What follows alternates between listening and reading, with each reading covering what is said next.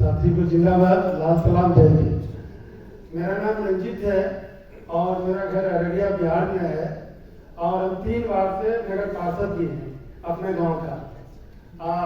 हमारे यहाँ पहली बार वो जो SIR का जो प्रक्रिया शुरू हुआ था तो हम लोग जानते नहीं थे। उसके बाद पूरे गांव में ब्यूरो के द्वारा पर्चा देना शुरू कर दिया। जब 2 पर्चा देना था, 1 पर्चा दिया, 2 दिन बांटा, तीसरा दिन पर्चा किसी को दिया नहीं। वो पर्चा अपने घर पर रखे ब्यूरो अपने साइन कर करके जमा कर दिया। जमा करने के बाद फिर हम लोग बोलने लगे कि भाई आप पर्चा जमा कर दिए हैं, हम लोग का नाम है कि नहीं है? तो बोला कि नहीं, नाम है, सबका नाम है, चिंता करने का बात नहीं है। लेकिन फिर भी हम लोग काफी परेशान रहते थे कि क्या होगा नहीं होगा।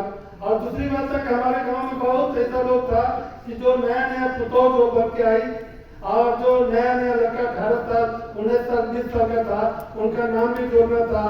और दूसरी बात, अब नया नाम जोड़ने के लिए भी ब्यूरो का कहना था कि 2003 का वोटर लिस्ट लाइए, अपना माँ बाप का वोटर लिस्ट लाइए।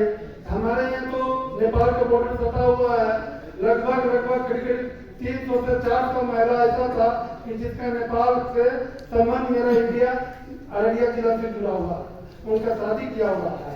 आप ब्यूरो कहते थे इसका नाम जोड़ दीजिए, तो बोलता है कि इसका नाम नहीं जुड़ेगा। माँ बाप की यहाँ से जब तक वोटर लिस्ट का फोटो कॉपी ला के नहीं देगा या वहाँ का कोई प्रूफ ला के नहीं देगा तो उसका नाम नहीं जोड़ा जाएगा। अब उसका पति है, पति का नाम वोटर लिस्ट में है, पत्नी का नाम वोटर लिस्ट में नहीं है। इसके लिए फिर हम लोग SDO साहब के पास गए। बोले SDO साहब कि जो बाहर से आया हुआ जो शादी करके 10 साल से 15 साल से रह रहा है, उसका नाम वोटर लिस्ट में है, अभी नाम उसका निकाल दिया गया है, अब क्या होगा उसका? तो बोला नहीं, उसका नाम रहेगा, घबराने वाली बात नहीं है। लेकिन उतना ही देर में जब हम लोग बोले कि हमको वोटर लिस्ट दिखाइए, क्या है नहीं है, नाम जुड़ा कि नहीं जुड़ा, तो बोला कि दिखाने का नहीं है। लेकिन फिर एक तो कोर्ट में केस हुआ, केस होने के बाद एक दबाव पड़ा कि नहीं, अब वोटर लिस्ट को उजागर किया जाएगा। जब वोटर लिस्ट को उजागर किया तो वोटर लिस्ट लेके जब नाम पढ़ना शुरू किए, हमारे यहाँ 16 आदमी ऐसा है जो जीवित है और उसका नाम मृत्यु में घोषित है। अब उसके लिए हम लोग फिर ब्यूरो में जाकर बोलना शुरू कर दिए, भाई ये फला जिंदा है, चौकीदार भी है, सरकारी तनख्वाह भी उठा रहा है और उसका भी नाम मृत्यु में घोषित कर दिया। अब उसको बार बोल रहे हैं, फॉर्म भर, बोलता है कि फॉर्म भर के दीजिए, फॉर्म 6 भरे, फॉर्म 8 भरे, नाम सुधार करने के लिए। ये करने के बाद भी नहीं हुआ।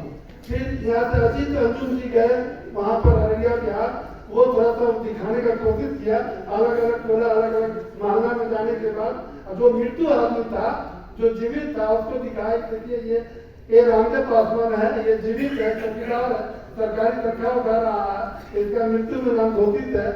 तब जाके पूरा प्रशासन हरकत में आया, BLO आया और अधिकारी SDO लोग घूमना शुरू किया।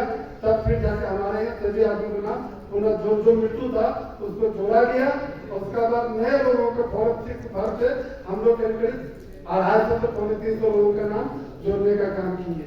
नाम तो जुड़ा, लेकिन अभी भी कुछ लोग जो नेपाल से सटा हुआ है, नेपाल का जो नागरिकता है, जो महिला लोग यहाँ पर आ रही है, उसका नाम अभी तक नहीं जुड़ा है। मैं यही बात कहकर अपना बात